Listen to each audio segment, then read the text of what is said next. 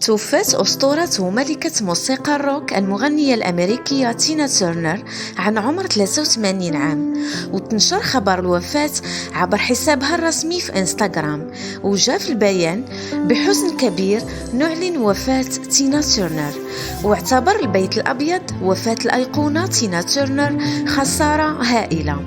وبدأت المغنية الأمريكية نجاحاتها منذ ستينات القرن الماضي، وصدرت أغنيات ناجحة على مدى 50 عام، وكانت أول نجاحاتها مع زوجها السابق إيك تيرنر اللي طلقته بسبب تعنيفه لها، وكملت مسيرتها الناجحة.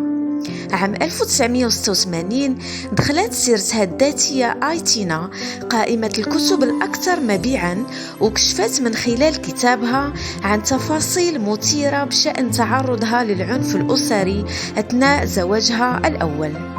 في 2013 حصلت تينا تيرنر على الجنسية السويسرية، وتزوجت من المنتج الموسيقي الألماني إروين باخ اللي وهب لها سنة 2017 إحدى كليتيه في عملية جراحية لزرع الكلي خضعت لها تينا تيرنر.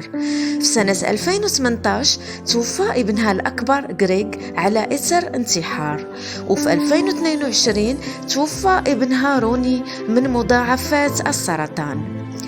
ووفاة أولادها كان أسوأ مرحلة في حياة تينا تيرنر.